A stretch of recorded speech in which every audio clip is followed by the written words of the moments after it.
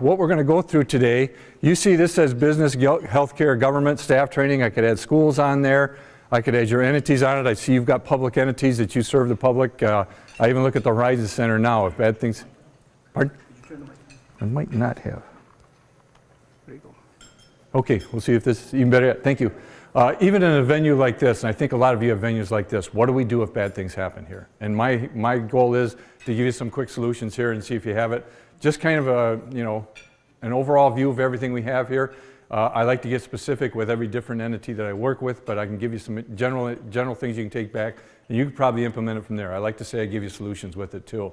You guys are all from this area here. I am right now, I'm contracted to train all your schools at Saginaw, Midland, Bay Aranac, let's see, Lapeer and Shiawassee counties. I'd still like to work with Genesee, but some politics keep me out of there a little bit. But anyhow, that's behind the point there.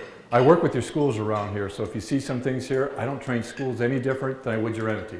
The procedures are the same. If you have kids in school that I train, when I talk to you about lockdowns for violence, it's the exact same things they do and the same procedures you would use and what we use here. So you at least have an insight there a little bit on things too.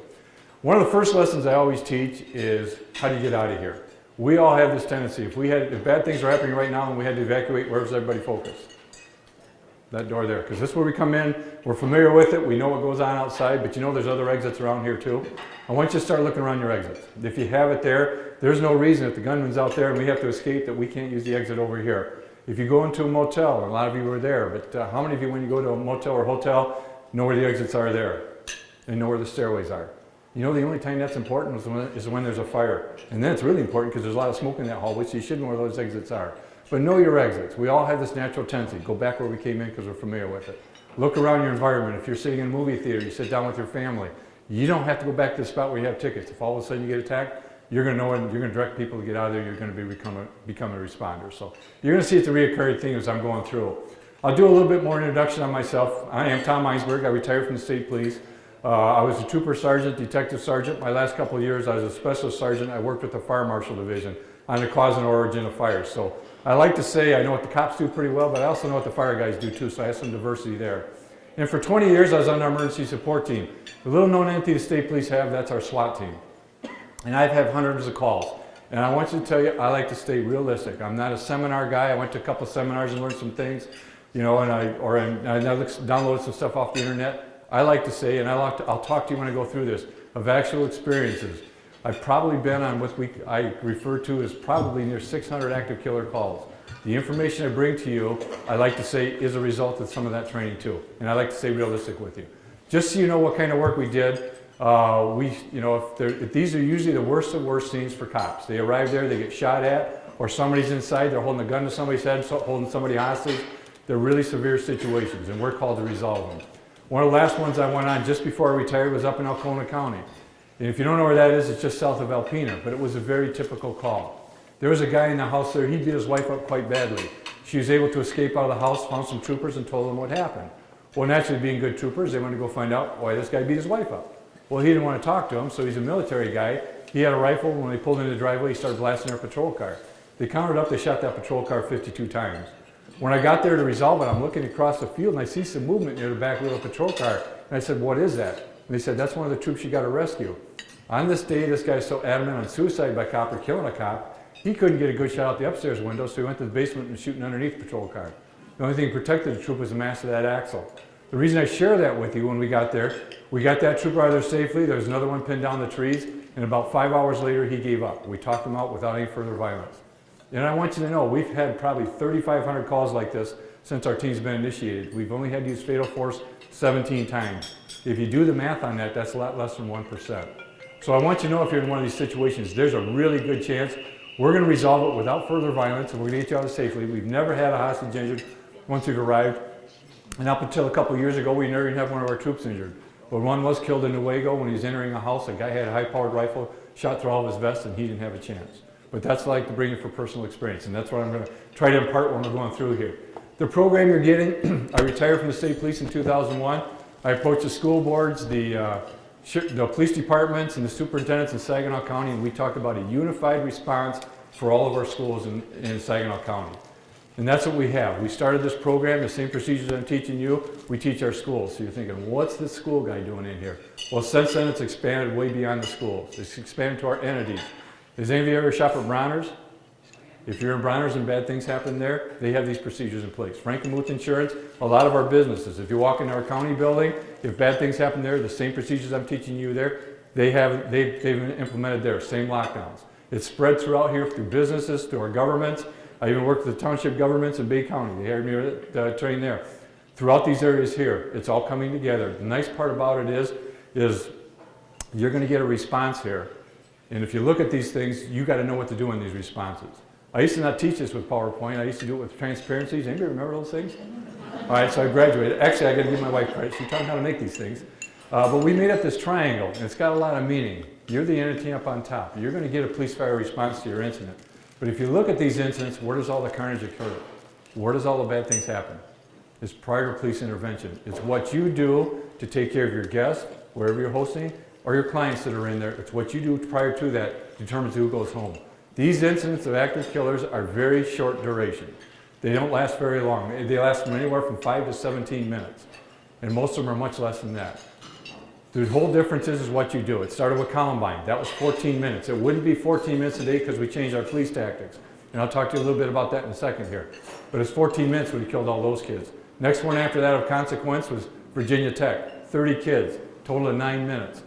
The police had a great response team, but he barricaded the doors up to the United Mentary. It took him several minutes to get through, and they went through. As soon as they approached him, he committed suicide. In the interim, over 30 were killed there. Then the last one was Sandy Hook. That was 5 minutes. And here, responder siren when he committed suicide. But in that interim, he killed over 20 kids and a bunch of adults in the interim. 5 minutes that occurred. And the sad part is, I think if they had this type of training, they would have responded, and many more people would have gone home at the end of the day. So I want you to think when we're going through about some of these procedures I'm talking about. What would happen in your entity if all of a sudden we're sitting here having lunch here, and all of a sudden there's a bunch of gunshots out front?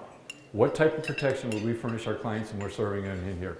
And I feel if I open the doors to the public, I do have some obligation to make sure they have some procedures to respond to at least minimize this impact if it goes in there. And I'm kind of unique in the nation as I train police officers and responders to these things. There's a lot of people out there, they'll come in there and they'll talk to you, they'll give you an idea here, and they never have interface with law enforcement. I actually started, after Columbine, they called in some of our senior sergeants on our SWAT team. They said, we got to do a better job of responding to these incidents. Because I'm not condemning them, but their normal procedures were back in the old days when the law enforcement arrives, if there's a shooter in here, they'll get up there, they'll set up a perimeter, make sure it stays contained and stays safe inside, and then they'll call in a SWAT guys, because the SWAT guy had the heavy equipment, they had the ability to go in there and stop bad guys. It saved a lot of cops. But can you imagine if that happened at your school or your entity? Police are out there on a nice perimeter waiting for the SWAT guys to arrive. There's shots and screams inside. They're killing people inside. You're going to look at the cop and say, what are we paying you to do? What are you paying us to go and stop it? So then we start training officers from the road. And no longer SWAT guys, but the first 4 officers arriving. We train them to go in and address the bad guy. And we're not going to wait for the SWAT guys anymore. We've even changed those tactics. Now we're training the first officer. We got a lot of validation for it, but we're giving the tactics to the first officer. They arrive, they have the information, they're going to come and stop the bad guy. For most of you in the places you are, that's about a 5-minute window. You need to survive that 5 minutes. I need to make sure you have those tools. So that's how the whole dynamic works. I also work with our fire departments. When I first started training this, I want all hands on deck. When you're under attack, I want all the help I can. But if you ever look at these active shooters and they show you an area view, you'll see the roadways are just packed with cars and the roadways are jammed up. I can't get equipment in there to take care of you. I can't get ambulances to take care of the injured. So our fire departments have agreed. They're going to put their trucks across the road. They're going to cut off our perimeters out there. And the only people that are going to get inside there are people with responder mode to take care of you. Everybody else is going to be denied and directed elsewhere. But I can get the equipment in to take care of you. So that's how that triangle works. But the important part is what you take from this back to your establishment and what you can establish there to take care of people when they're there. Mass casualty incidents, I just kind of throw this in. 2015 is the last one I had a nice map for. 9 incidents, 45 deaths with that. Who's involved? It's all over the place. Commerce, education, so everybody has a stake in this too. And are they going up? I don't know what it is. It seems to be more and more people are using these type of violence to resolve their differences as opposed to the past. And I'm not sure why, but that's what's happening there too. And then when I train, I like to train the entire staff of an establishment. But when I have them in there, this is very proactive on your part for having me in here. Usually when I get really busy, but I've been really busy lately because of the church shootings and everything's going on, usually when it gets really busy is when these pick up. Because all of a sudden people come, the light come on, maybe we should do something to help our staff and people go through these things. And I always say that, and I says, it's proactive having us in there before you are attacked, and which is, I think, is a good thing. But I'll tell your staff too, you need to give us back too. You need to make us aware. If there's a threat to the facility, let us know what's going on. Let us investigate it, let us intercept it. You know, we're doing a better job of intercepting these, but there's still a lot that can go through on those things, but at least give us that chance. And then when I look out in the audiences, a lot of times it's mostly female in the groups out there. And there's a lot of domestic situations that go on at home. 30% of these incidents that occur are a result of a domestic situation. It seems to be a guy thing. If I can't have her and we're having a rough time at home, nobody can have her. What they do is they enter the workplace, they eliminate anybody in their way, go back, find their spouse, eliminate their spouse, and commit suicide. That's about 30% of these. And I tell this females, or tell them, if you're having a rough time at home and this is going on, let us know about it. We can keep it confidential, but we can protect you so you have a safe workplace here for everybody here. But we got to be proactive in those things anymore. Can't just assume it. I'm going to give you a two-part program. I'm going to talk to you. This is kind of my shortened version of it. I'm not going too fast yet, right? Everybody's okay? Yeah, I make you listen fast, so if that's the worst part. But I'm going to give you a two-part program. I'm going to give you some background information on some general ideas for you to take back with you. But then I'm going to be very, very specific, and I think it was online, or we have sheets available here. But all the procedures I talked to you about are spelled out in my manual. It's a really simple manual. I'm a simple guy, so I like to keep things simple. But when I talk to you about certain procedures, you're going to have it all spelled out for you. I'm going to talk to you about a violence reaction. We call that lockdown. How many kids have, or how many people have kids in school here? When we talk about lockdowns, and if you're in one of the counties I have, this is your lockdown. What we do is place our kids, we hide them, we fortify the doors, and we put up barriers to make sure the bad guy can't get in. Pretty simple as that. We also have what we call secure mode. We came up with this procedure. It's kind of unique just to my program too, but you know, I asked my superintendents and principal, I says, what would you do if the police called you up right now and said there's a bad guy running at your building, he just committed an armed robbery and he's got a gun? They said, we go into lockdown. Do you guys know what we do in lockdowns? We put your kids in a corner, we set them there, and we tell them to be quiet. How long do you think we can keep little boys quiet before they go renegade? Anybody have any ideas? Most teachers say it's about 30 seconds, then we start losing them. You know, that's about as long as they can last. And sometimes we search for these bad guys for 2 or 3 hours. Can you imagine a little boy in the corner trying to keep him quiet for 2 or 3 hours? Most of my teachers tell me, I'd rather deal with the terrorists, let them in, we'll let the kids go. But, you know, so we came up with what we call secure mode, which is basically, you know, if it happened here, if we were worried about a threat to the facility, you could open up this facility, it'd be in a higher state, and we just monitor what's going on. But it'd be complete lockdown the outside of the building. We conduct our normal business inside, which we can do, but we're protecting our clients, and we have a proactive way to do that. But I'll go through that with you a little bit too. What if your facility received a bomb threat right now? What would you do? What if we had one here? And think of this as, you know, maybe this is your facility. What would you do? What would you think you'd do? Anybody have any suggestions? Well, you could call somebody, but what would you do immediately here? Most of the time it is, and it used to be, you know, I've been out of school a couple of years now, but it used to be when I was in high school, first nice day in spring, you're calling a bomb threat, we got a day off because everybody evacuated and left. We don't evacuate, we don't leave buildings anymore. And even a facility like this, we could secure. You know, if I came in here and I says, check about here and see if there's any unidentified packages or anything out of place, we could probably identify it. I don't like giving up bricks and mortar. We don't evacuate the kids from school anymore. And I'll tell you why here shortly and why we do that. But I'll take my chances, even with a small device, if it's out in the hallway, before I run outside. And this is the advantage or this is kind of a catalyst to keep the guys here till the end. At the end of this, I'm going to show you stuff blowing up. And I know guys like to watch stuff blowing up, but I won't show it till the end because I'm going to make sure you all stay here. But I'll show you why you don't want to be outside, why you don't want your kids outside. It's the same thing I show the school staff. They don't want to leave the buildings after that, and they secure it with us too. But I'll go through bomb threats, and you have a procedure for that too. And then the other is shelter in place. Do you know what this refers to? What happens if there's an accident out here, a truck hauling hazardous material gets in an accident, the content's leaking? And if you're on a major highway, which most of you probably are, a major area, do you know how to shelter people so they don't have it? Because there's simple procedures you can implement to protect people from those toxic things. So, and I'm going to go through that, but it might be the procedure you might need most. We're kind of in a vulnerable area here where we are now because the manufacturing we have to our west and the wind always seems to blow toward us. So there's sometimes things that release there. You know, the whole goal is, they're great neighbors to have here, but the whole goal is keep everything in the pipes, but occasionally that doesn't happen. So it's for hazardous material, but they're all over us. You know, and I throw this out to all my audiences. I says, you take a town like Frankenmuth. Anybody here ever been to Frankenmuth? I teach at South State. Everybody in the world's been to Frankenmuth one time or another. They got the big beer tent there. Now that's not the hazardous material area unless you drink too much. You run the cops, they throw you in jail because they take all your money then too. But right in the center of town, we have Star of the West Milling. And they make white flour. So what happens if that blows up? We're covered in white flour. But you know, to make that flour white takes large quantities of chlorine. That's upwind, it's uphill, my school's in the city. Is it important for them to know how to do a shelter in place? It is. If not, we can bring the stuff there. Have any of you ladies ever shopped at the Birch Run outlet malls down there? Here's a tragedy that occurred there. It happened, you know, as you're going north on 75, there's a big curve and there's a cement median there. Well, there's a car fire against that cement median. So the fire truck comes up to put the car fire out, and it's right next to it putting the car fire out, but here comes the truck hauling hazardous materials. It sees a fire truck there in the traffic lane. In order to avoid it, it's got to swerve violently. As it's coming back, it tips over and it starts leaking its contents. Well, we were able to get the movie theaters evacuated pretty well, but here's where the tragedy occurred. It was a great sale day at the mall, and we had to get the ladies out. Now, they were kicked and screaming, but we got them out of there and evacuated them. I try to have just a little bit of fun with this, so, all right. So don't take me too seriously on this. And then I don't have time, but I give, you know, when I have the full portion here that I can give you, I also give a little bit of hostage survival. What happens if the bad guy walks in and puts a gun on us? What do we do and how do we keep our clients at bay too so they understand what's going on? So that's the whole program, that's what you're going to get. So, all right, get right in. What would you do if somebody walked in with a gun right now? Now, everybody loves this picture, but I found out it's not appropriate for all audiences.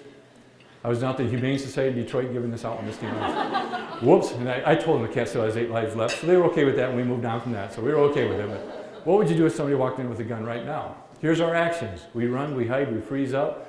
Some may be good, some may not be good, but what you can't be that guy with the you can't be a chicken with your head cut off. You have to direct people and move them because they're going to be shocked, they're not going to move.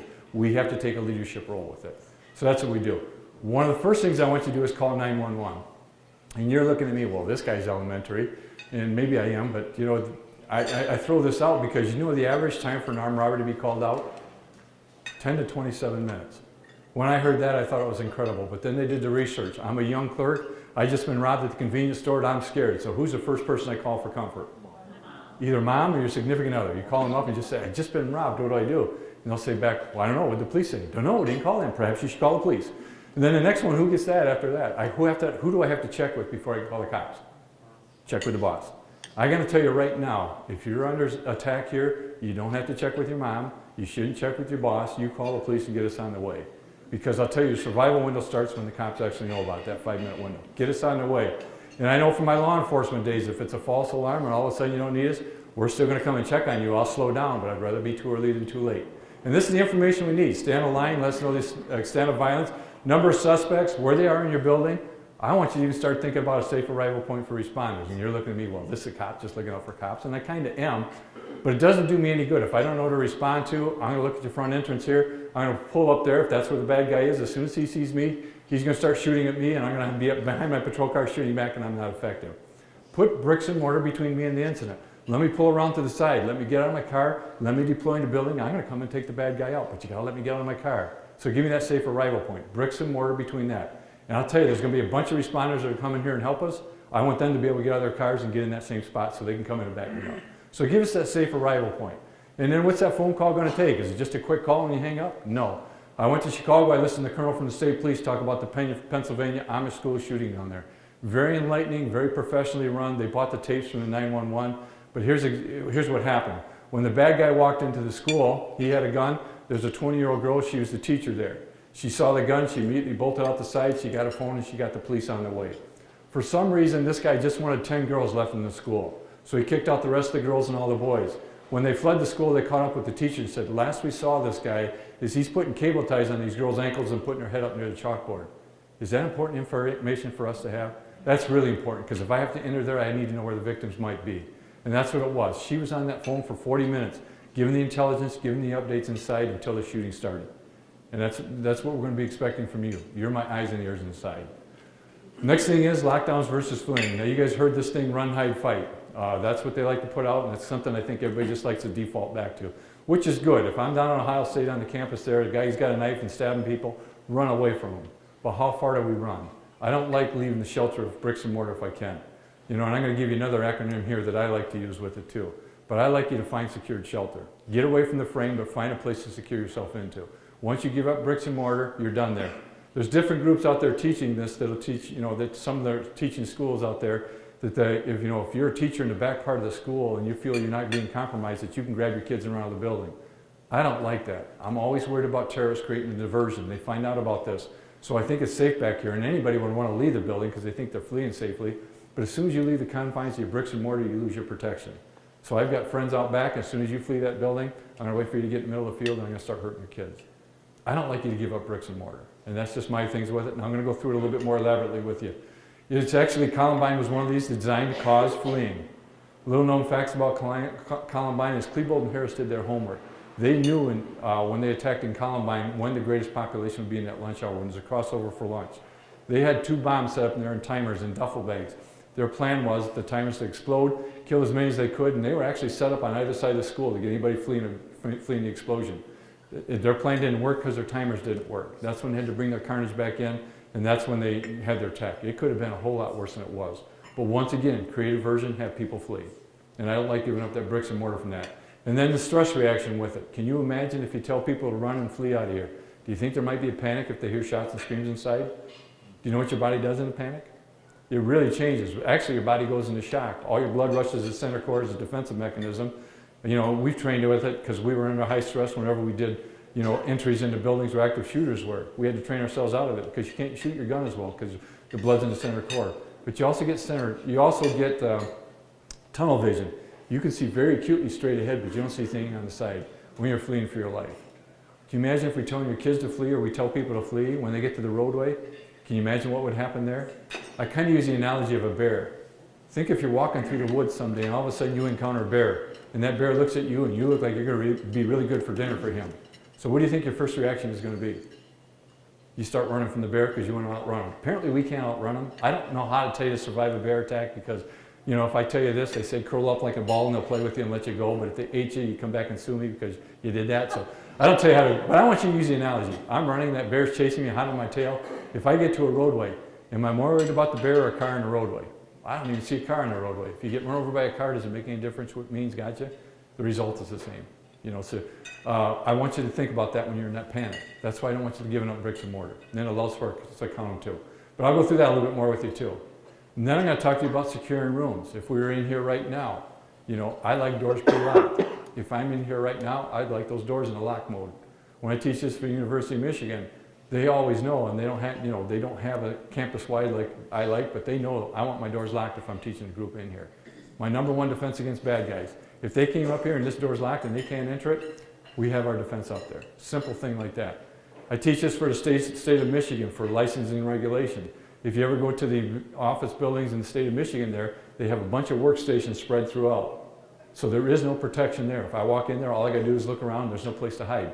But they know where their secure rooms are, and that's where they flee to, and they go there quickly. But those secure rooms are not pre-locked. Well, they are now, but they're not normally locked because only the managers have the locks to them. But I like the doors pre-locked. If they go in there and secure themselves in, I don't have to fumble for a key. If we had to lock this door out here right now, and it took a key to do it, who wants that job? You want to volunteer for it? Anybody here you want to have do it for you? Don't point to anybody, that's not nice.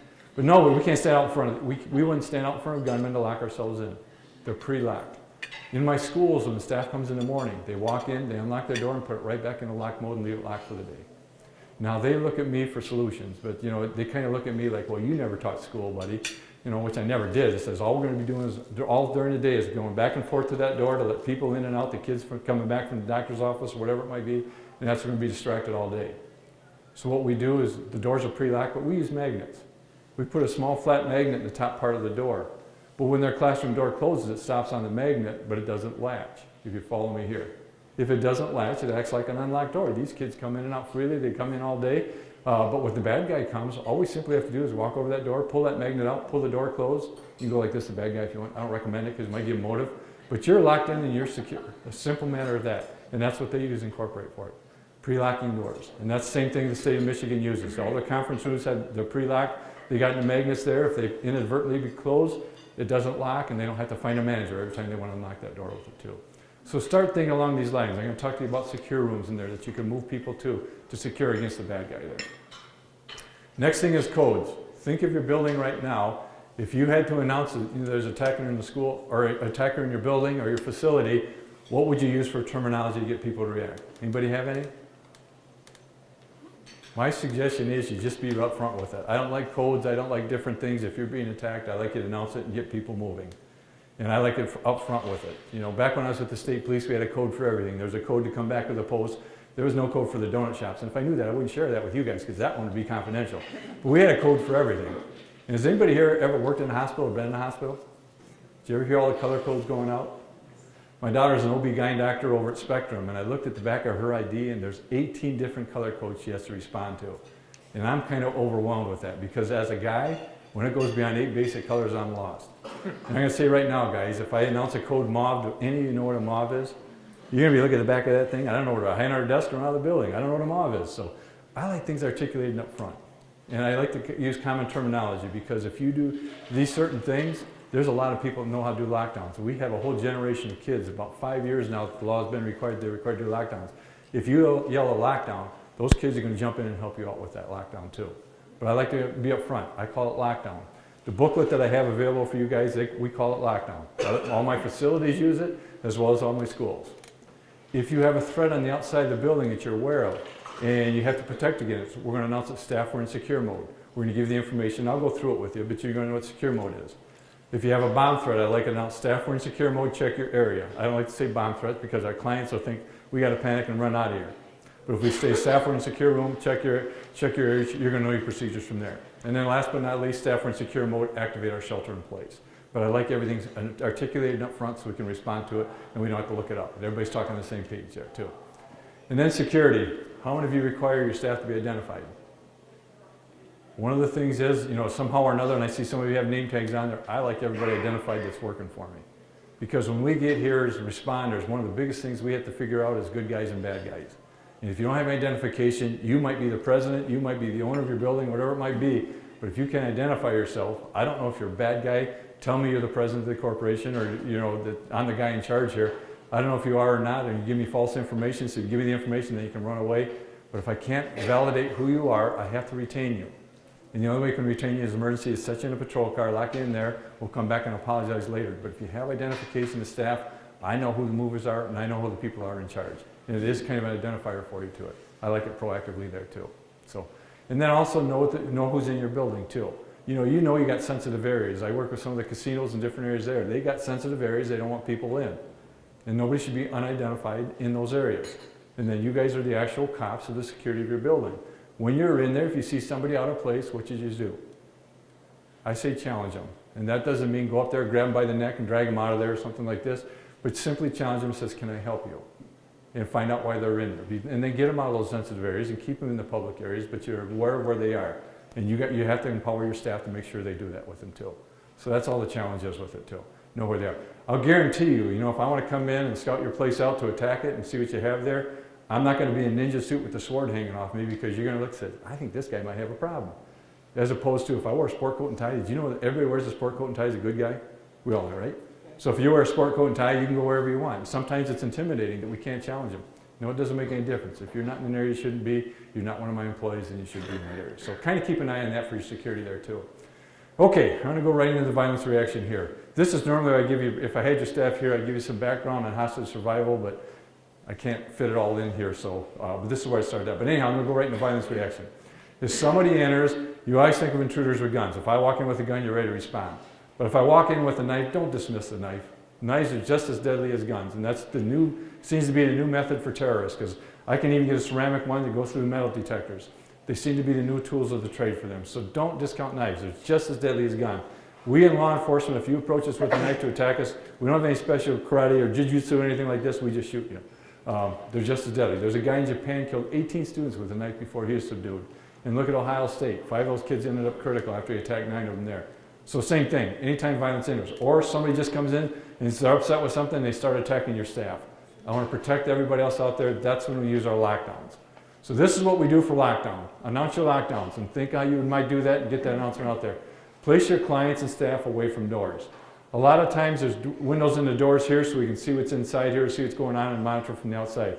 If there's a window in there and there's a window in these doors here, I train law enforcement. If I come up to that window, I can survey 90% of this room, but where can't I see? All the deep corners. You can't see the deep corners because they're already peripheral. That's what we do with your school kids. That's what I want you to do. I want them to be invisible.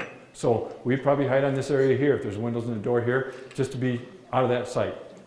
So think about that. Before I close my door, if I see somebody out there in the hallway, I want everybody in secured areas. Grab them, bring them in with you. You know, if they appear to be safe, bring them in with you. Frequently the staff asks me, how do I know I'm not bringing a bad guy in? I don't know. We use our intuition. And our intuition I look at as a summation of everything we've learned. We can pretty much detect threats, and we know who's safe and who's not safe, but use that intuition. And normally it's right. What do they figure? Women's intuition runs about 100% or 99% accurate? Not a female in here disputing that one, is there? Us guys run about 20-30%. Most female says that might be a little bit high, but we'll give it to you, mister. Anyhow, use that as we're going through, and you know, use that to bring them in and secure them in there. If they appear to be a threat, the only real thing I can tell you if we're down here, if they got an orange jumpsuit on, says Saginaw County Jail on the back, we can leave them in the hallway. Or if they're dragging around guns. But anyhow, bring them in, clear out, and secure them with you too. Lock, secure, and barricade your room. This is where locking becomes important. I don't want you to stand on the outside. If you've got push buttons on the back side, that's fine. That'll lock your door. To get that door locked. When I say secure, I run these drills with every different agency, manufacturing groups and all.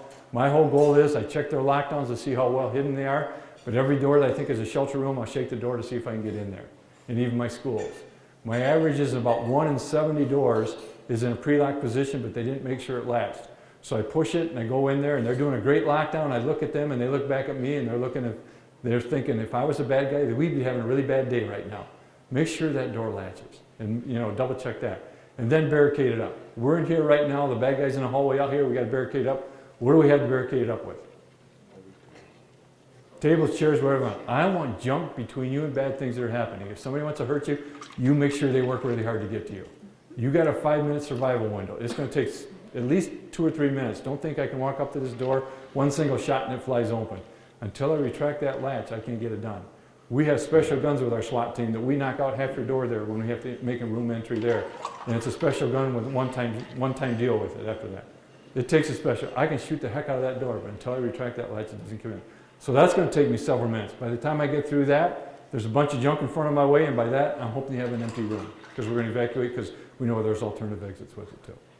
So kind of keep that in mind. You're buying that time there with it too. Lock, secure, barricade it, check on your staff. You're going to have ideas here, and you're going to have concepts. Well, we need to work together. Some parts of your building may not work so well, so you're going to have to, you know, for announcements there, so we're going to have to make sure they get announcements with it. And start thinking about that too, and how you make these announcements, and how that word's transmitted. But also, no matter how much we drill, and it happens, you know, our schools are required to do 3 of these lockdowns a year. When the actual shooting starts, sometimes people just freeze up. And this isn't incumbent just on you, it happens to cops and everything else in extremely stressful situations. If I see that happening, it's my job to take that staff member on my wing and says, get going, do this for me, kick them back into gear, and we take care of each other and make sure those announcements. But we need to work as a community when we're doing these things. Turn your lights off and brief your clients. I'll talk to you about that shortly here. Account for everybody in there, and then prepare for an emergency exit other than your main entrance if you can. So if we have to escape out of here right now, where do we go? So we know there's a door back here now. That'd be our escape route. We got that planned already. And I want everybody to be aware of that. Sometimes when you're in an office, and I like to give you tools for everyday life too. I want you to take some things from that too. You might be in your doctor's office. You might be someplace that they haven't had any of this training. All of a sudden you hear the violence and attacking out front. You can secure that room. You can barricade the room up. And think how you do it. Most of the doors open in. Fire code requires that our classroom doors open out to the hallway for egress, but most of the doors open into a room, especially with small populations. If you found stuff in there, you could wedge things between that door and that back wall in here in a small office, and nobody could ever get through that door. You could line beds up or whatever you got in there, or desk or whatever, and they could never get through that door. So think about that when you're in there and securing that door with it too. But if the only thing you have to escape is a window, that's your escape route. And it doesn't have to be a pretty fire escape window that's got the thing on here, or they open up like this. If you have glass, you have an escape route. And I'll tell you how to get through that. Back in the old days when I was on the SWAT team, sometimes they asked us to do high-risk search warrants because they had intelligence that there's guys sitting behind the doors. They fortified them. They've got it armor guard across the front, and then they're sitting back there shooting anybody comes in because they're protecting whatever in there. So we were asked to do those search warrants, and we couldn't go through the doors. We went through the windows, and what we did is we took a baseball bat. We broke out the glass, and we did what we call rake the glass. You get all the jagged glass from around the edge, moving around from there. You put a coat, you put a blanket across, you have an entrance, you have an exit. So think about that idea. If you're in those areas, break it out, put something across it, get that jagged glass from away from the side, you have your escape route. So keep that in mind when you're doing these things here too. My suggestion is, you don't try it in practice because I'm sure your employer will be a little bit upset with you, but keep the concept in mind. All right. And then think when you're doing that, Now, when I talk to you about briefing clients, in time of crisis, we look for leaders.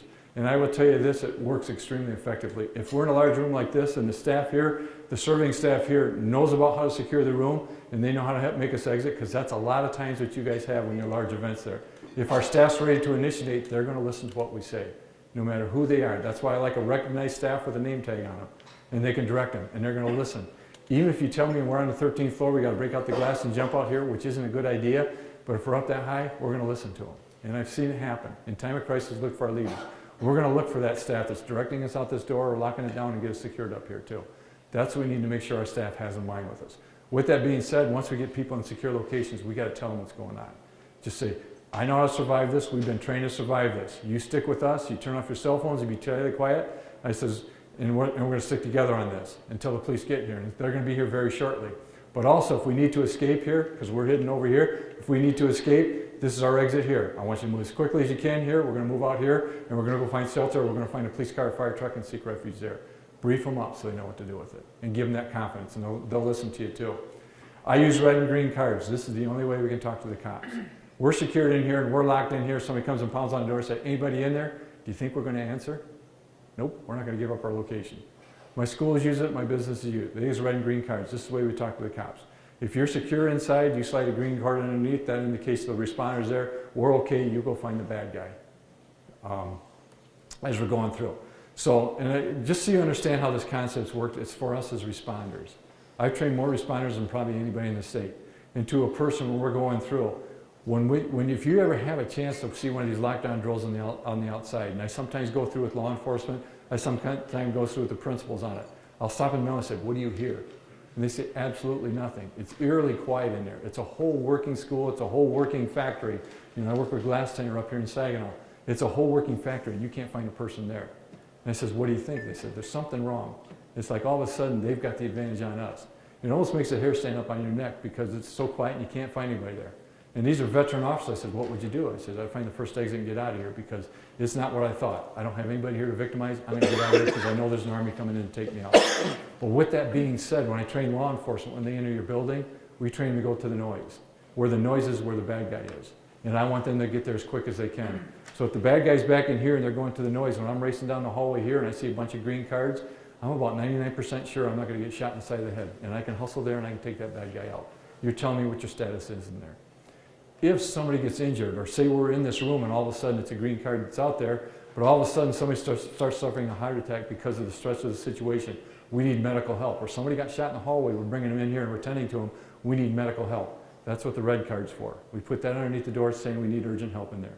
The purpose for the red card, and I'll tell you this right now, when I'm sweeping your building, I can't stop and check a red card because I can't stop and check on a medical emergency and he kills 10 more people at the end. But as soon as I get that bad guy isolated and you gave me that safe spot, law enforcement's going to be ready there to deploy. I'm going to say, we need help in this room here. Get a team over there right away to help us with it. So that's how we use the cards when we're doing that. So, okay, any questions so far? Still not going too fast? Is the recording as fast as I'm talking? No. Okay, all right. If you have the cards, I like them in a common area. I'll go back to schools again, but if you have kids in school and you're sitting there for a parent-teacher conference, if any of the schools I have, if you look near their door, the red and green cards are right there. They're right available for us. The reason I have that is because I don't care if the teacher's way at the far end of the school. I want to be able to grab kids wherever they are, lock down in that nearest classroom. They don't have to get back to my own room. They can get in there and lock them down. They got the cards right there and they can put them right out for the bad guy. So I like them in a common spot to where you can push people in any room, secure them in there, and it doesn't even have to be your room with it. So that's why I put them in a common spot. With that being said, what do I do if the bad guy gets in here with us? Let's just say all of a sudden, before I get the door closed, he's in there, he's got a gun. What do you do with the cards? What I don't want you to do is go up and grab the red card and the bad guy say, well, what are you doing that for? I say, I gotta let him know you're in here. I don't think he's gonna let you do that personally. I think he's gonna stop you from that. So I train law enforcement, forget about the card at that point. We train them if they come up there, if there's no card, it's an empty room, you forgot to put it out, or the bad guy's in there with you. Well, we're gonna use a lot of extra intelligence before we make an entry in that room. So that's how that works that way. I like to, everybody in your staff have the authority to announce. You know, I don't want them to delay. You know, if we're in here, we're watching the front area here, we see the attack, we just have certain people that respond to it. I want everybody to be empowered to it. If I'm in the back part of the building and I sneak in there and start attacking people, I want them to yell out lockdown as quick as they can and get it activated back there. And I'm not worried about them making an overreaction with it too. If they see violence, call the lockdown. Because if it is an overreaction, we come back and brief it later, what's the worst that happened? we had a good drill and nobody got hurt. I'd much rather have that than wait and have 5 or 6 people hurt, then we call it a lockdown. So empower your staff to call it too. Have any of you ever practiced a fire alarm in your establishment? You probably don't think about it. Well, what's a great way if I sneak in that back door of the building to make a target-rich environment? And everybody just dump people in the hallways there, and I just take people out right and left. And this isn't very sophisticated. There were 2 kids down in Arkansas, 8 and 10-year-old students at this school. They knew in their school that the front door of the building was always open for the staff, or for the students in the public to come in. But they also left the back door open for the gym class, because apparently they didn't want to give the gym teacher a key. So they snuck in that back door. They went in, hit that fire alarm, and they went back out. There's a girls' gym class back there, and they evacuated as they're supposed to for the fire alarm. They were in a sniper position, they started shooting. They ended up killing 4 students, they killed 2 teachers, and they wounded 13 others. So I like to think tactically. You know, I often tell my staff, if you hear an unannounced fire alarm, that's not a practice there, especially on those days. I always want you to check your pathways. So if we heard a fire alarm right now, what I do is check out here really quick. If I saw a guy standing down there with a bunch of guns at the end, am I going that way? Nope. What I'm going to do is lock the door, barricade it. If I see smoke, we're going out this door here. But I want you to know your pathways are safe. As you're going along, honor the fire alarm. As you go outside, look on either side of the door. If there's something there you don't like, you don't go by it. And to have a different direction. And then when you're standing out there, be ready to respond with it too. You know, it's just like the kids in Arkansas. All of a sudden, and if you ever look at the excerpts of the active shooters and things that go on, kind of read through it. But there's always somebody in the crowd in every one of these that says, we thought it was just firecrackers. We thought it was part of a show or part of a display. When those things start going off, don't assume that's what it is. Be ready to react with it. It's not firecrackers. You know, even the mall shootings, you always hear this thing in the mall. We thought it's firecrackers going off. There's not firecrackers going off. What I want you to do, if you hear what you think of this first one, is get prone. Make yourself less a target or find a fortified spot and move to it and be ready to respond with it too. It's at that point that everybody just about here looks at me and says, who invited this paranoid guy to come in here and talk to us? You know, he's going through all this. And I'll back off a little bit. These are extremely rare events. But remember at the beginning of this when I talked to you about the next step that you need to know. I want to give you that information because if it's my family or it's your family in there, I want you to know that next step. Not that you probably ever need it, and I hope you never do. I hope it's just useless training. But at least you know that step that's going in there, what we should do if that happens, and you're protecting everybody around there. And then the other thing is, if you have this, start thinking about practicing it with your staff. If I'm in here right now with my staff in here now, I'm going to try a dry run. All right, all of a sudden we have shooters here. We're going to learn how to secure our door. We're going to tell the clients where we want them all placed in here, and we're going to direct them to here. Plant that in your mind. It'll take you 5 minutes to do that. Plant that seed in your mind because the body won't go where the mind hasn't been. So we have to plant those seeds in there. Once we plant them in there, they got a general idea and they can move people toward that, but they've got it in their mind to do that with. So I suggest practicing. State law requires our schools are required to do this 3 times a year. So, you know, this is one of your procedures for that, okay? All right, this is what I like to live by. Homeland Security, but if you take this back for your families or anybody else, Homeland Security likes run, hide, fight. I like living by the sea, you know. You always think of the ocean or something placid in the background. This is right outside our windows in our condo, just so you know. But anyhow, remember we were talking about that. But anyhow, think about living by the sea. Seek secured shelter, that's what the S stands for. Think about those areas that you have inside that you can secure down where you can move people. If you're in there and the room's being compromised, and I'm saying the bad guy's actively trying to get in, I'm trying to chop your door down and shoot through it, not just shake your door, because that's probably what the bad guy's going to do, see if he can gain access. But if he's actively trying to get in there, I want you to escape that room by whatever means possible. And sometimes I use, you know, some of the establishments when I work with Frank and Luke Insurance, some of their rooms, shelter rooms, are bathrooms. They stuff a bunch of people in there and they kick a wedge underneath the door. That's their secure room. But with that being a bathroom, there is no place to escape. So if the bad guy's trying to get in there, what's our last option? That's what the A is for, an attack. And I'm not going to come in here and talk to you about jujitsu or karate moves and all like this. I'm going to tell you to fight dirty. Whatever you've got, you use for a tool. What tools do we have in here right now? You got silverware, you got knives, we got tables, we got chairs, we got whatever we need. You make a tool, you use it. And you have to win. It's not a choice. You have to win. You have to take the bad guy down. And when you take that bad guy down, don't think because he falls down once, we ever stop, everybody high-fives each other, because they get up and fight again. Only on TV can you watch the one assassin walk through and give a karate kick or to chop to somebody else, and we lay out 10 other assassins, and they just lay down there for the rest of the show. That only happens on TV. You really have to hurt a person a lot for them to be knocked out cold. No pro boxers in here, or is there? If you're a pro boxer, chances are that would probably work for you. Other than that, when I was with the state police, they made us take boxing in recruit school. The reason they made us take boxing is not to make us good boxers. That didn't work well at all. But what it did is we went in there and we found out we could take a lot of punches and fight through it. That's all we did. We beat each other up. We went home with headaches. I wish they had just told us about it, but they, no, I can't do that. I got to prove it to you. But we know you can take a lot of punches. With that being said, do whatever you can. When you get the bad guy down, you do not let him up. You do not give up anything on him. If he starts getting up, you knock him right down, you whack him back down, and you keep him down there. The only time he gets up is when law enforcement's on there putting handcuffs on him to pick him up. Other than that, they don't move. And for you ladies, you know if you kick a guy in a certain area, it hurts really bad. And if you don't know, ask somebody else. I don't share that with you. But if you kick us there, after about 20, 30 seconds, if you kick us once, we can get up and fight. We'll be sore, but we can get up and fight again. So I'm going to tell you right now, if you kick him once, you kick him twice. You kick him twice, you kick him multiple times. And if he moves his hand to go down there to protect that, you kick him in the face and you kick him again. But you make sure you keep him down. And the worst you're going to do, kick him excessively, is probably make him sterile. But this is just my opinion.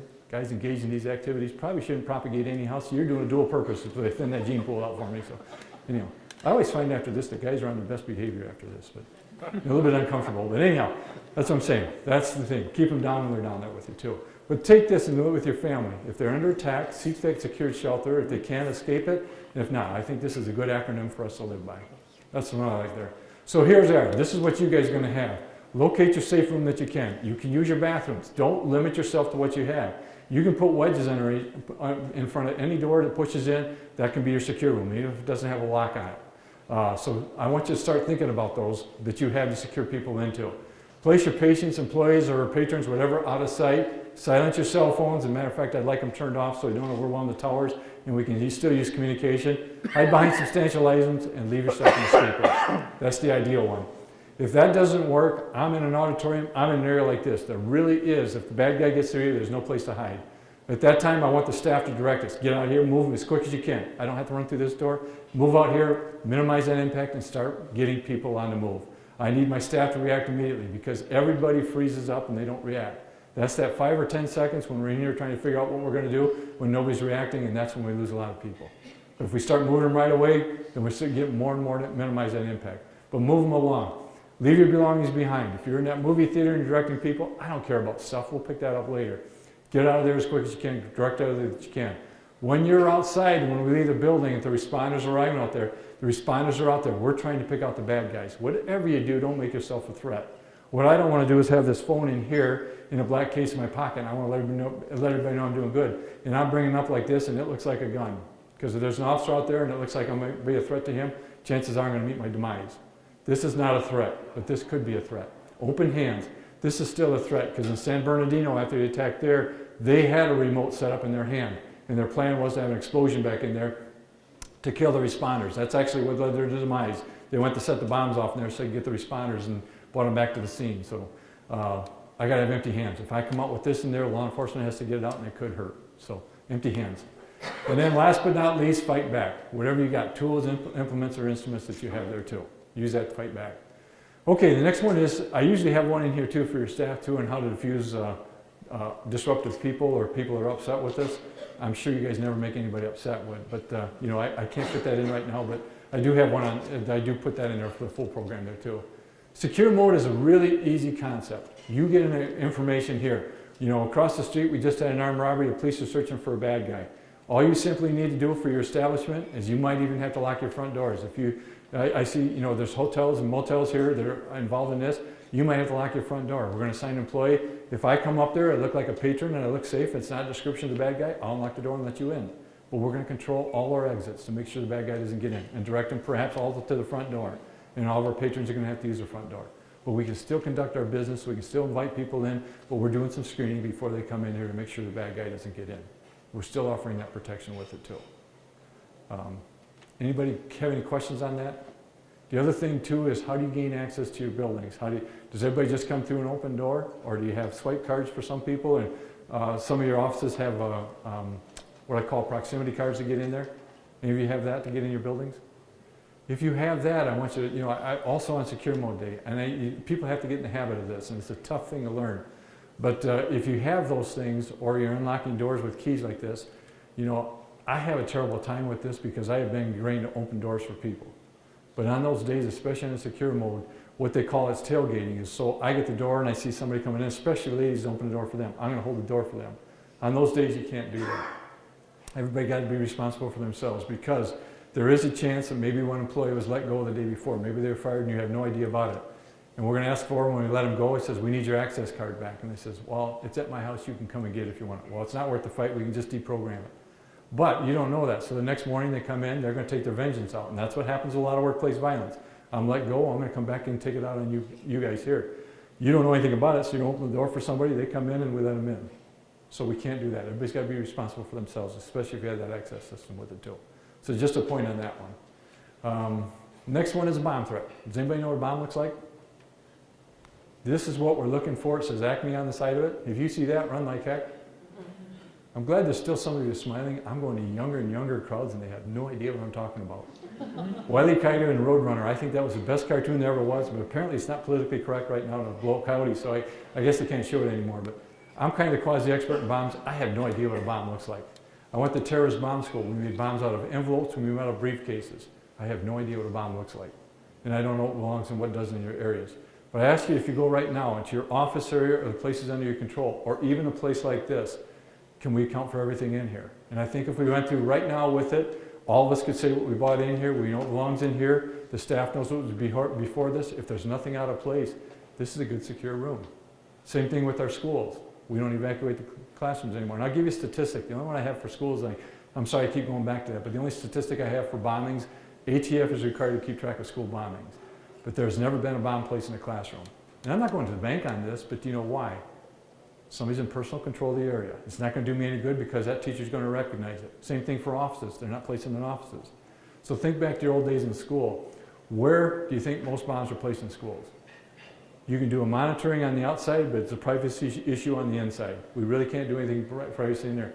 Back in the old days, where all the bullying and fights go on, and sometimes there was even smoking in these areas. Who said bathrooms? If you did, you win free lunch, or you get dessert.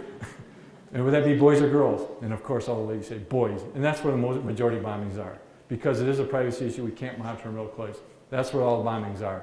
And then I asked the ATF, I says, is that basically, you know, the M80s, those cherry bombs, they throw them in there and they blow up toilets? That's the majority of our school bombings. I don't know what it is. Guys like blowing up toilets in schools.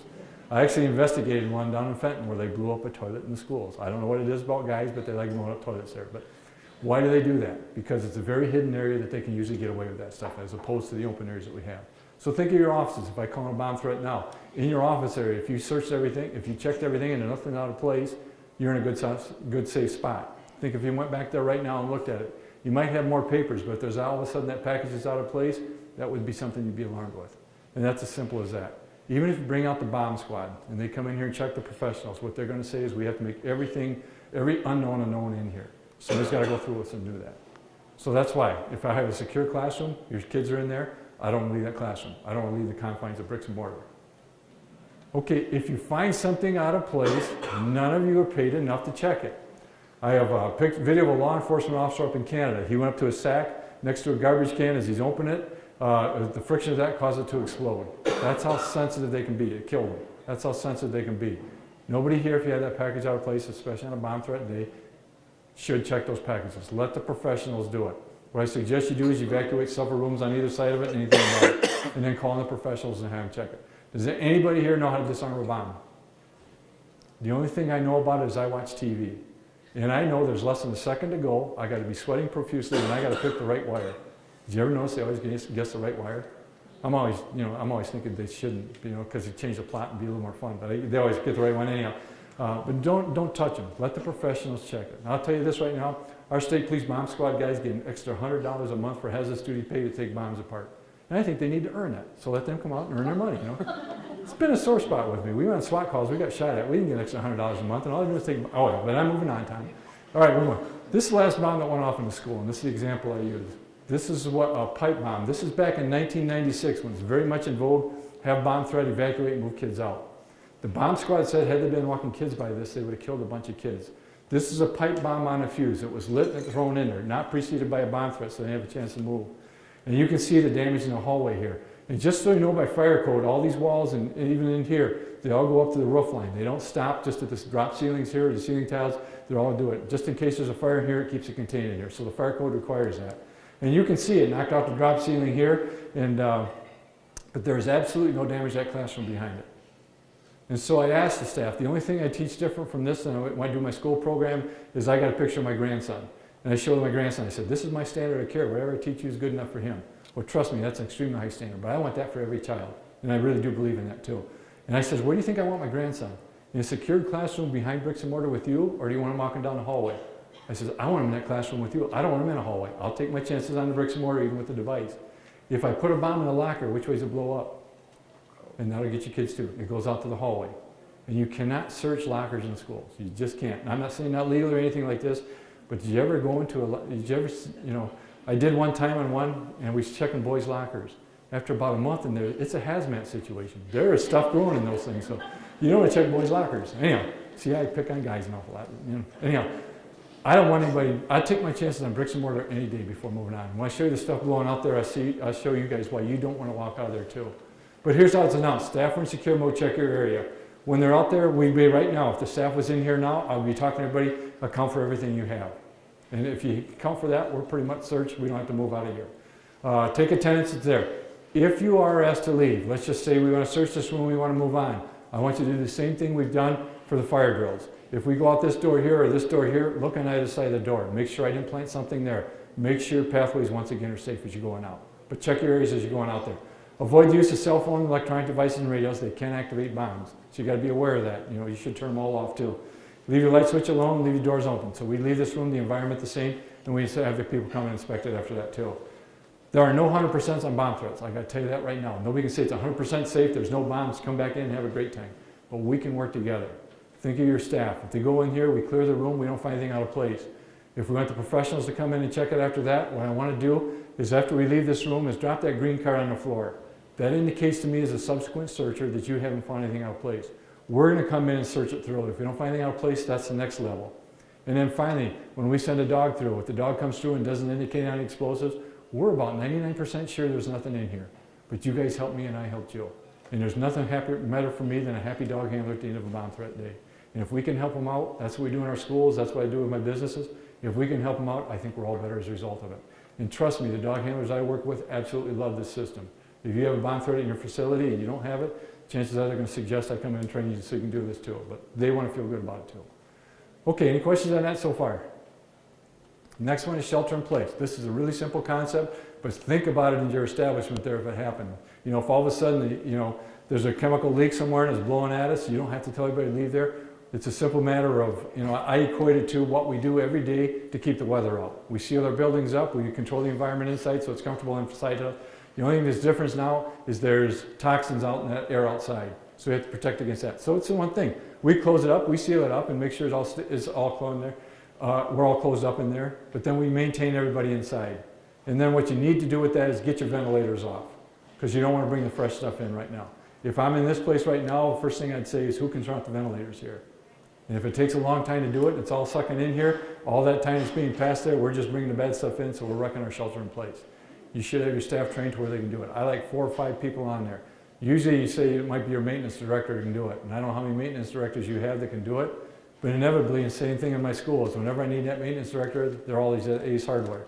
So us as staff in here have to know how to turn the things off. So, that might be a project you take back. You can keep everybody sealed up in here and close it up. Once you're in here, we got everybody inside, then you seal it up and keep them in there. If you have a crowd or something and maybe you have an outside activity, or for some reason we have employees coming in, for a very short period of time after this is activated there, get the people from the outside, bring them inside. When you bring them inside, they might have contaminants on them. What I don't want you to do is walk them through the whole building here because every place they go, they contaminate and everybody around there they do. Bring them in the very nearest room you can. Right when you bring them in from the outside, bring them in the very nearest room, keep everybody in that safe area there because you're going to isolate the contamination to one single spot there as opposed to your whole building. When we get it cleared up, when the fire department gets it all cleared up and says it's okay, we're going to say, has anybody been directly exposed to it? Anybody that's been outside should go to the hospital to be checked. Prior to them going to the hospital to be checked, federal law requires it be decontaminated. Does anybody know what decontamination consists of? You remove your clothing, you get a shower, and then our emergency management groups have large stashes of these white plastic jumpsuits for you. One size fits all, they're all extremely large, so we all look like the Stay Puft Marshmallow guy, but you get a really cool plastic suit to wear home instead of your clothes. So, and I got to clarify this a little bit too, because I did have one of my principals ask me one time, he said, wait a minute, He says, I got visions of all my staff and students naked in the parking lot and the fire guys holding them down.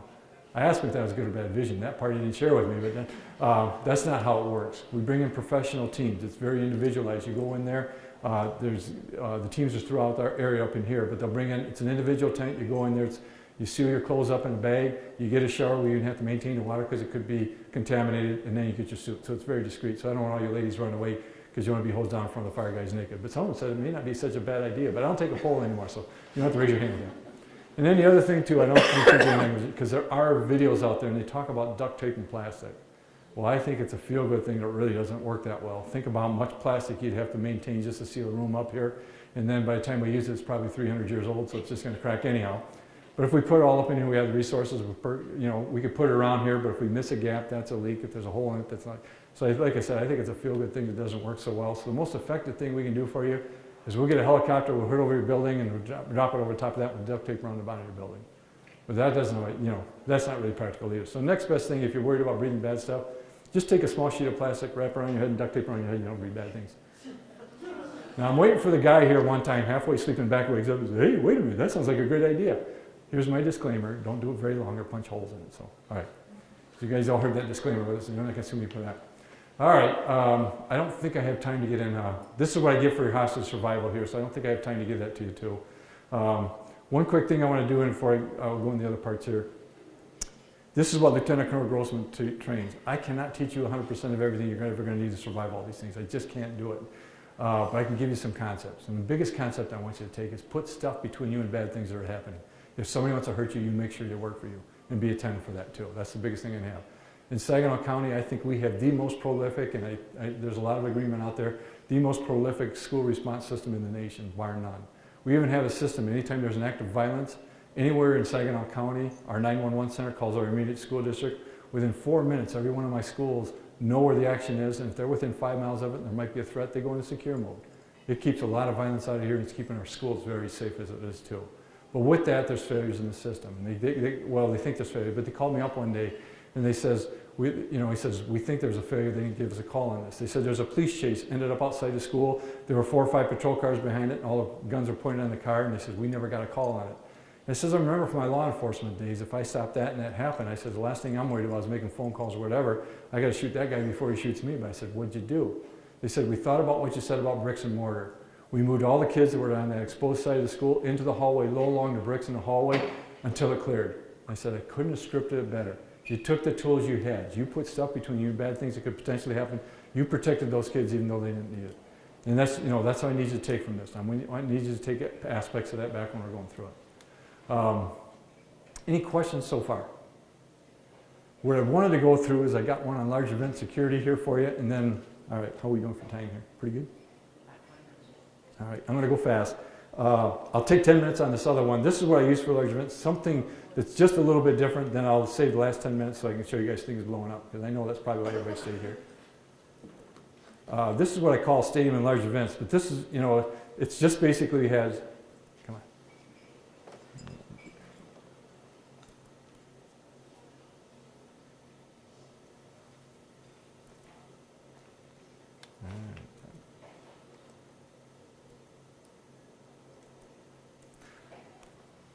All right, you guys had all this. These are some of the large things I've been involved with. A lot of times through the SWAT teams and all these things are just, so they give me some pretty good background on what we have to do for these things here too.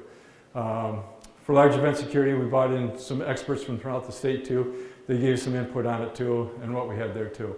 So type of events, plays, graduations, assemblies, you guys all deal with that. I see there's a lot of it that you guys have large events with it too. So these are something in there. And you need to, general security provisions, indoor and outdoor events, think about those. Consider reactions for violence, bomb, threats, and shelter in place. I think anything we have to deal with in a closed environment that I just talked to you about, also you have to be able to deal with on the outside too. We have to have provisions if we have a large-scale event outside to take care of people outside too. Some of the things to think about, I'm not going to go through coaches' reactions now for you, so much there.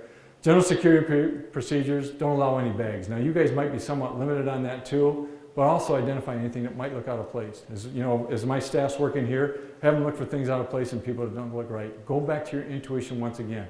If something doesn't appear right, at least report it and have people monitor it so you can watch it there too. Control your gates for access and egress. Secure the areas away from events. Do not allow groups to congregate away from their seats. And consider handicap evacuation too if we have to work with that too, or special needs evacuation. I don't know what the latest term is about it too. There's a bunch of announcements. I can make those available to you for pregame and things that are going on here too. Have a code for lockdown as I have here. I use the same terminology for my large events that I do in the smaller events too, in your areas with it. So if we had to do a lockdown and you're an event like this, so if I'm Horizons right now hosting this, I want my staff immediately make sure the doors are locked, we barricade them up, and we talk to everybody here, get the chairs in front of there, and then I want you to hide on either side, and then we're going to brief you on escaping. You can see how your staff would do that. If you have a large wedding event or event at your assembly, that your staff would be able to take that mode on with that too. And like I said, there's a bunch of high school kids that are about 5 years out that have done this too, that are going to jump in and help you out with it too. But have that available for it too. Secure mode, I want you to take that back. What if your facility was under threat when you're having an event there?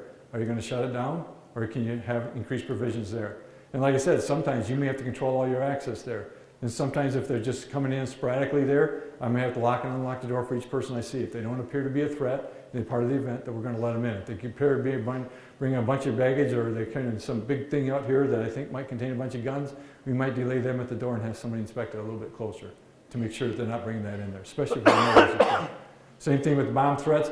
If this is my event in here, when the staff was setting up, they'd be trained. I want them just to look around and see if there's any packages out of place. If we get the bomb threat after that, as long as everybody can account for everything they have with them, we have nothing straight out here that we have to account for after that. Pretty simple procedures with that too. And the same thing for shelter in place. One of the biggest tasks to take back with you is learn how to turn off the ventilators, because you can easily lock and close the doors and tell everybody we need to stay inside. This would be a phenomenal place to have to do a shelter in place, because there's restrooms and the food's fantastic. So I could stay here for the rest of the night. So, but you know, it worked for me. And then violence procedures that you have here.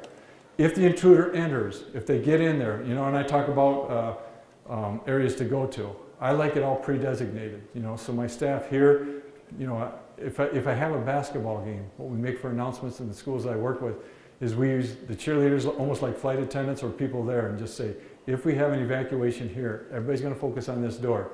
But I like to pre-announce there. It says this quadrant goes out this door, and they all point to it. And we announce this before the game that things are going on when we have a large event. Start pointing out where those exits are, and we direct our staff directs them to those areas, individual areas with it too. I'm going through this really quickly because I only got a short time to go this with you. I've got the whole set of announcements. All these announcements are really, you know, you could have a packet of them. They've gone through, they're kind of beat up by attorneys. Actually, they came from the University of Michigan, so they said, I can distribute it as I want, and you can tailor them to your own needs for it too, on how to exactly say it professionally as opposed to trying to make it up on the run. And you have this book available. Lock down your exterior doors, clear the hallways, and make sure everybody has a place to go, and do not allow anybody to enter after that, unless the police allow you to if you have to. And same thing here. Same thing with shelter in place and the announcements for that. Bomb threat, make sure the assessment and check your areas too, but don't automatically just have people run out of your building. And I teach you also how to search your facility with our other staff on the outside of your building on the inside. We still have to check our common areas, but I have an administrative part here that I teach you how to do that too. Let's see, I'm trying to think. Hazmat, weather, these are all the things for the weather. This is all in one packet if you guys want this. Violent incidents, if they occur there, isolate, keep people away. A lot of times we use divide and conquer with it. If I have a large group here and they're attacking each other, we got to get as many as we can away from the fray to minimize that impact. That's what we also did when we worked our KKK rallies. As long as we survived, or if we had to, and they start fighting in there, we then kept separating and push them away as they're going away. But it's kind of the concept, divide and conquer that way too, to get them away from that too. And don't repoint the re-entry there. Let's see, I want to go in here and start thinking about your buildings and labeling where you're moving so they have it. But your different exits that you have on these areas, what they do for the U of M, MSU, and the big areas like this is they set up with each person in that quadrant. They are responsible for that area. They know that escape route from the area. They direct them there and they move them there. And that's their area of their responsibility. It's almost like you would set up in your establishment there. This is my area of responsibility. This group goes out this door. This group goes out this door. But if I'm a staff in here, I have that training and ready to move the people as it is too. And like I said, in time of crisis, people will follow your directions like you wouldn't believe. You know, I got a specific story I can share on that. Is anybody here from the Midland Center for the Arts? And we've worked with you guys before too. I've done quite a bit of training with the staff there. But They have exits there, and I think, the way it was set up is the ushers direct them, each segment they have in those areas is they hit those doors quickly to move out of there, instead of everybody going down to the main entrance where they come into. But we worked with them in the past for these things too. But just some of those areas that you have in here. You don't need anything on coaches or athletic directors here. And one of the biggest things is for your staff, if you see it, say it, and get it out. And they're pushing this more and more. If something's out of place, make sure you report it in for it too. Let's see. Okay. Now, like I said, it's much more in depth. I wanted to give you guys a thumbnail of that one. And then I got to make sure you got to go out here, at least with this. I went to terrorist bomb school in Albuquerque, New Mexico. And the reason I show this is I want people to understand what we're doing with bomb threats. If you have kids in my schools, I'm not expecting you to run the schools after seeing this, because we're doing the right thing with it too. So the more I educate, I think the better off we are, and you understand why we're not running your kids out of school for a bomb threat and why I don't want you running there. I went to terrorist bomb school in Albuquerque, New Mexico. This is the best school for guys there ever was. The first day there we made little bombs, we blew them up. Next day there we made bigger bombs and blew them up. Our grand finale, we blew up a car. Now tell me, there's not a guy here that doesn't want to go to it, and the federal government paid us there too. I know, there's a lot of ladies that want to see stuff blowing up too, so they go too, but we have a lot when we're there too. But there's 3 types of suicide bombers, 1, 2, 3, go figure. This is a package type bomb. This is something I'm going to leave in there, remotely implode when we go out there. This is a pipe bomb wired up in a briefcase. What it is the ones on the bottom, the pipes down here are full of a gunpowder. My activator's a cell phone. The things up on the top are just pieces of metal that are shrapnel to shred people. But this is my bomb set up in that briefcase. So I go over there and I get one of these burner phones. I dial all the numbers in here except the last number. When I get everybody close to it, I hit that last number, it activates it. So that's one of the reasons we limit cell phones, especially for the kids in school too. This is what 3 pounds of pentolite can do. Pentolite's a high-powered explosive they use in mining operations. This is not a secured structure. This is just basically a sheet of drywall on a frame. But this is what 3 pounds of pentolite can do. It's, like I said, they use it in mining operations. They also use it when they have to cut through mountains for roadways, but it's controlled there. But this is that's how effective it can be. The next one is person-borne. These are jihad bombers that walk in and blow themselves up. I'd walk into the cafeteria or somewhere else and blow myself up. This is what 15 pounds of C4 can do. The guy in the middle is wired up. The boards on the outside, we call those witness boards because we can't get volunteers to stand there and go figure that one out. But if I blow myself up, if you're in a fireball, chances are you're going to survive it. But the ones on the outside, you see the boards, they get bent back. You could probably survive it, but you're going to have some percussion damage with that too. But this is C4, which is a military explosive they also control. And this is what 15 pounds of C4 can do on a school bus or a vehicle. That would be devastating, so I advocate for our schools to keep their buses secured all the time too. And then the last but not least is a vehicle type bomb. Large quantities of explosives that can drive in there. This is our grand finale. You see it's an ANFO bomb. ANFO is a fertilizer bomb. This is the bomb they use in Oklahoma. Only it was 5,000 pounds. So whatever you see here, that one in Oklahoma was 10 times greater than this. This shows shielding and non-shielding. This guy's out in the field here, or out nowhere. We can't find any parts of him. If you see this guy here, look at his shoulders, see how dusty they are? I just asked somebody, I was there 10 years ago, it's still the same guy. He's just getting dustier and dustier, and you're going to see why here. We put 500 pounds of fertilizer in the trunk up there, and we're in the mountains of Albuquerque, New Mexico. So they sent us up in the mountains here. We're watching this in a bunker, probably almost a half to 3/4 mile away. If I had volume, it's extremely loud. It's where we are. And I'll show you in the second one the percussion as far away as we are. But you can see why I don't like kids outside. The building behind here is totally flattened. Every week they have a new school out there, they have to rebuild that building. That vibration there's the percussion as far away as we are. Like I said, we're in a bunker watching this on mirrors when they're filming this. And this is why I don't want you outside, because I can take out your whole population. You're not going to survive the blast here, but you even see it. You can see why the guy there behind a mortar there, or behind the wall there, he gets dusty because it goes over the top. But you see the tires and a piece of metal flying off? Even if I'm not in that area, if I get hit with that, I'll leave a mark. This is why I don't want you guys outside, and I don't want your kids outside. I'll take my chances even with a small device on the inside. There's 12 groups having suicide attacks, 2 known groups in Michigan here. Although when I teach in the UP, they are really happy to know that they only have homegrown terrorists, but they got some serious guys up there too. And then this is how I'll lead you, but this is all inclusive. And I don't think any of us can eliminate ourselves as potential targets. Everybody's out there. And especially with large gatherings of groups in there, especially when somebody might have for some unknown reason, some vengeful thing. I guess I'm passionate about people knowing what to do. And I hope you can get something worthwhile out of this. Up until Sandy Hook, it still bothers me with Sandy Hook. A little known fact about Sandy Hook is he shot through the front door, he killed the principal, and he killed the counselor he's got in there. But then he went to the first grade classroom. The door was locked and barricaded. Every one of the first graders went home. The kindergarten teacher was in the hallway trying to lock her door to keep him out. She was assassinated trying to lock her door. He moved her body, went in and killed all those kids. I think had it been locked and barricaded, those kids could have gone home. It's simple things like this. If our staff, when we react quickly, I don't think those parents ever recover. They're going to learn perhaps to cope with it, but I know it's not going to ever be good for them. And the same thing now with happening in Las Vegas out there. Even the people that survived it, there's all these other people being devastated around them. There's a whole bunch of people affected by that. I don't want to see it happen. The more proactive we are, the more people that have some tools in there, and if we send just a few more people home, I always say, if it's my family, you send them home because of what you do here, it's worthwhile to me. And what I'm going to leave you with is what Bezel in Russia and the impact of these things. Up until Sandy Hook, I had nothing to compare it to, but I bring up Bezel in Russia. It's about 10 years ago, but after the breakup of the USSR, there's still infighting among the factions there. And the same group that was responsible for the Boston Marathon bombing attacked a school there. I think it's the worst one that ever happened. They picked the first day of school. First day of school, it's a large celebration. Mom, dad, infant children, grandpas, grandpas, they all come in to celebrate the start of the new year, or the new school year. When they got in the school, that's when the terrorists hit. They immediately went, they booby-trapped and barricaded the doors so nobody could escape. They corralled everybody out of the school and put them all in the gymnasium. They knew the males would give them the most resistance, so they started separating the males away from their families. One of the fathers was going to take a stand. He says, I'm not leaving my family. So to make an example out of him, they assassinated him right in front of his family and they drug him out. And they made his kids take their shirts off and clean his blood out. I can't even believe terrorists are this cruel. This is a 3-day siege. These kids are in this gymnasium, 90 degrees sweltering heat on the second day. The only liquid refreshment they got was drinking each other's urine. At one point, one of the female terrorists that was guarding them in there says, oh, we at least got to get water for these kids. Because she showed that weakness and was showing the plan and the compassion for the kids, they immediately blew her up because her body was wired with the bomb, killed several around her. And then on the third day, the siege happened. Ended up 340 people died, 20 responders, 20 were terrorists, and the rest were kids and families and everybody else. And over 700 injured. And that's not even the worst part. I saw an aftermath study. They went back there and they talked to the people there and they said, there is no life, there is no spirit in our community. We drink heavily, we go to work enough to survive and we come back, but there's no public gatherings. There is nothing to celebrate. Our hearts are gone. And one little boy is so taken by this that every day he puts water on his buddy's grave because he was so thirsty during that duration. I don't want to see that happen. You know, the more people that we can educate to at least minimize that, the more people we send home, I think the much better we are.